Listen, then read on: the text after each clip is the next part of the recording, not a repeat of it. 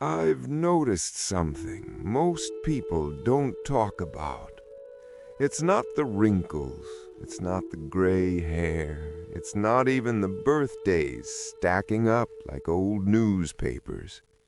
What decides how you live your later years is 5 small abilities. 5 quiet things your body can either still do or can't. If you still have them, you're doing better than most folks your age. Lose even one, and life starts getting narrower without you realizing it. Lose 2 or 3, and suddenly your world feels smaller than your living room. It doesn't happen all at once. It sneaks in like dust settling on furniture you stopped looking at. You begin pushing off your knees to stand. You start holding the railing on stairs. You avoid picking things up from the floor because it feels like too much trouble. At first, it feels normal, just part of getting older, you tell yourself. But those are not just habits, they're signals. I remember a woman, Patricia, 71 years old, sharp mind, strong opinions, laughed like she meant it. Her daughter wanted her to move into assisted living. Patricia sat in front of me with watery eyes and said, "I'm not ready for that. I can still handle my own life." She believed it. She really did. But when she tried a few simple movements, 3 of those 5 abilities were already gone. She didn't notice them slipping away. Nobody does. That's the strange part about decline. It doesn't knock on the door. It just slowly rearranges the furniture inside your body. First ability, standing up from a chair without using your hands. Sounds almost silly, doesn't it? Like something a child could do without thinking. But sit down for a moment, cross your arms over your chest, and try to stand using only your legs. No pushing off, no rocking forward, just your legs lifting your weight. Can you do it? If yes, your legs still carry some dignity in them. If not, something important has already slipped away. Those big muscles in the front of your thighs, they're your silent workhorses. After 65, they start fading little by little each year. Not dramatically, not painfully, just quietly shrinking like an old photograph left in the sun. Most people never notice because they stop challenging those muscles. They lean on their hands, they push off armrests, they let the legs retire early. And once the legs get weaker, everything else follows. Walking starts to feel like effort. Stairs turn into obstacles. You stop visiting friends because it feels like too much work. Then the phone rings less. Then the silence grows. And loneliness. Loneliness ages a person faster than time ever could. I knew a man named Michael, 68, kind eyes, quiet voice. When he first tried that simple sit-to-stand movement, he couldn't do it at all, not once. He looked embarrassed, like his own body had betrayed him. I told him to do something simple. 10 slow chair squats every morning. Just 10. No heroics, no fancy equipment. 3 months later, he stood up from that same chair like a man 20 years younger. His daughter watched it happen. She covered her mouth and started crying. Not because it was dramatic, because it was ordinary. And ordinary independence is a beautiful thing. The secret isn't intensity, it's loyalty. Doing the small thing again and again until your body remembers who it used to be. Most people never test themselves, so they never notice the decline. until the loss becomes obvious. The second ability surprises almost everyone. Walking backward in a straight line for 10 steps. People laugh when they hear that. Why would I ever need to walk backward? Because walking backward wakes up parts of your brain that forward walking puts to sleep. When you walk forward, your body runs on habit. You've done it your whole life. It's automatic. But stepping backward, that requires awareness, balance, coordination, trust between your brain and your body. Stand up sometime and try walking 10 steps backward without looking behind you. You might notice your feet drifting to one side. You might feel uncertain, like the ground isn't as friendly as it used to be.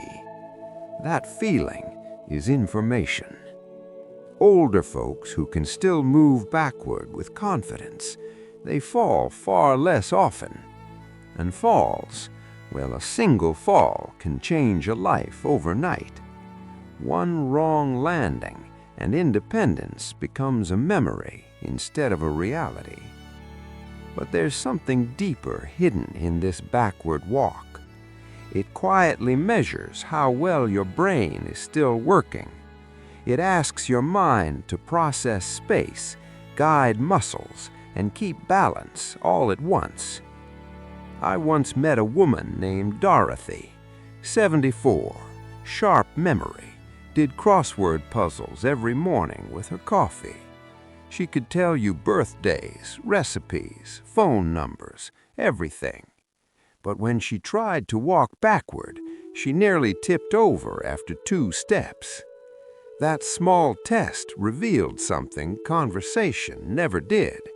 Early trouble in her mind, long before memories started fading. The body often whispers truths long before the brain admits them. But here's the hopeful part. Just a few minutes each day, walking backward down a hallway, hand brushing the wall for safety, can wake those pathways back up. The brain is stubborn, yes, but it's also forgiving. Give it a reason to adapt, and it often will. Most people don't lose these abilities suddenly. They fade because no one asks them to stay. And the body, if you don't ask anything of it, eventually stops offering anything back.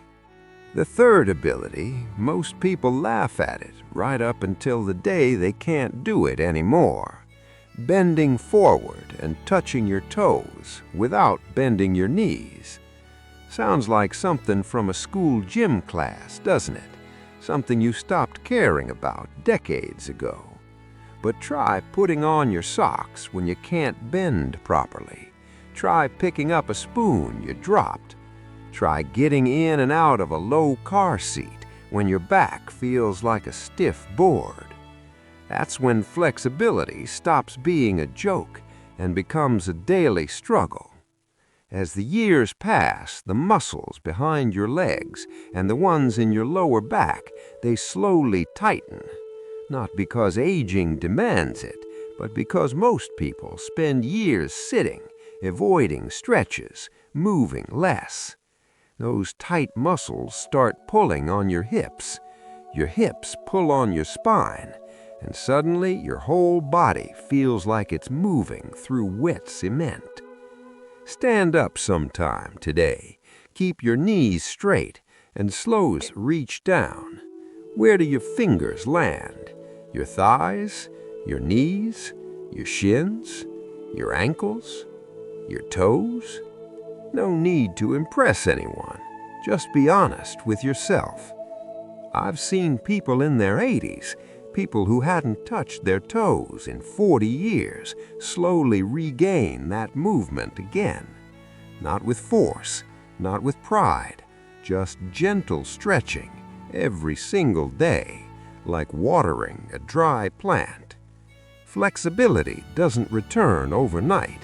It creeps back quietly.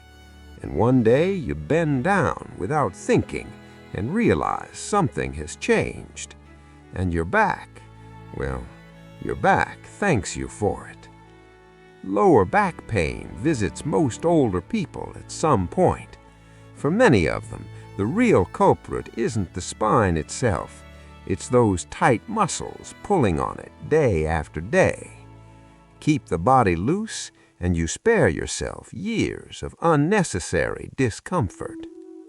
Now the fourth ability, this one decides more than people realize. Standing on one leg for 30 seconds. Balance. Such a simple word, such a powerful thing. Balance decides whether you live freely or depend on someone else for the smallest tasks.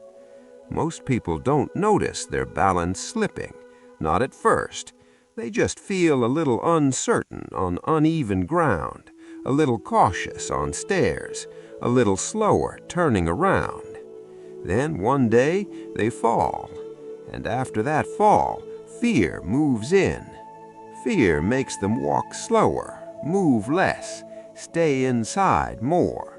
And once fear settles into a body, it spreads like cold weather. Try this quietly, somewhere safe. Stand up, lift one foot just an inch off the ground, and hold it there. Count slowly. How far did you get? 10 seconds? 20? Did your body wobble like a tree in the wind? People who can't hold that balance for even 10 seconds often carry far greater risks in the years ahead, because balance isn't just about not falling. It's a signal. It tells you how well your eyes, your inner ear, and your body's sense of position are still talking to each other. When those systems stop cooperating, the body loses its confidence. But balance can come back, even in late years. I remember a man named Thomas, 77. He shuffled when he walked, like each step was a negotiation. He couldn't stand on one leg for more than 4 seconds, so he started simple. Holding the kitchen counter, lifting one foot, just 3 seconds at a time. Every day he added a second. 6 weeks later, he stood on one leg for half a minute without touching anything. But the real change wasn't the number, it was his posture. He stood taller, walked smoother, looked less afraid of the ground beneath him. Balance training does something beautiful inside the brain. It forces different parts to talk to each other again. Old pathways wake up, new ones form quietly in the background. The brain doesn't stop changing with age, it just waits for a reason. Now the fifth ability, this one surprises people the most. Getting up from the floor without using your hands. Sounds odd, doesn't it, until you realize what it really means. To lower yourself to the ground and then rise back up without pushing off your hands requires strength, flexibility, balance, and coordination all at once. It's like a quiet exam your whole body has to pass together. When someone can still do that, it usually means their body still has reserve strength, a safety margin. When they can't, that margin disappears. A small stumble that another person would recover from turns into a hard fall. And once someone falls badly, life often changes in ways they never expected. Most people lose these 5 abilities one by one without noticing the pattern. They stop walking backward because it feels unnecessary. They stop bending forward because it feels stiff. They stop standing on one leg because it feels unstable. They stop getting on the floor because it feels like trouble. Each loss feels small, harmless, but together they decide whether you truly live your later years or simply drift through them. Here's the part nobody told me when I was younger. These abilities can return, even late in life, even after years of neglect. The body still listens if you speak to it consistently. You don't have to start big, you just have to start honest. If you can only walk backward 3 steps, then tomorrow aim for 4. If your fingers only reach your knees, that's your starting line. If you can balance for 8 seconds, then 9 seconds is progress. It's not about beating someone else's numbers. It's about becoming slightly more capable next month than you are today. The people I've known who stayed independent into their 90s, they weren't lucky. They weren't gifted with miracle genetics. They simply kept asking their bodies to do the small things that matter, again and again, year after year. No fancy gyms, no expensive machines, just awareness and quiet discipline. 5 minutes of these movements a day does more for a person's future than most bottles of pills ever will.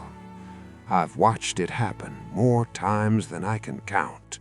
A man in his 70s, convinced his best days were behind him, 3 months later, moving better than he did at 60.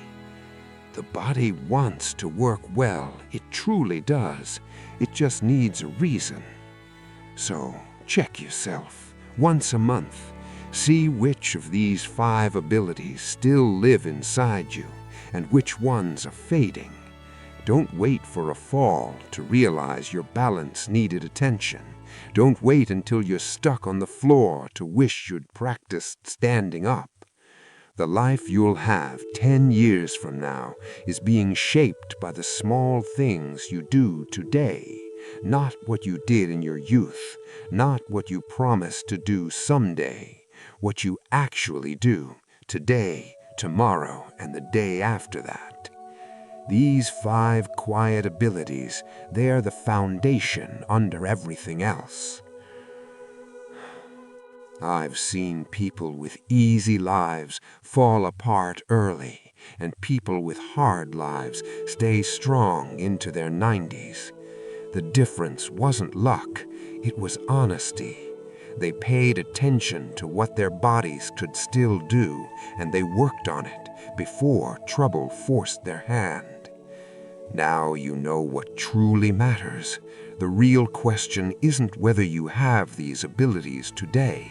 The real question is, what are you going to do about them, starting tomorrow morning?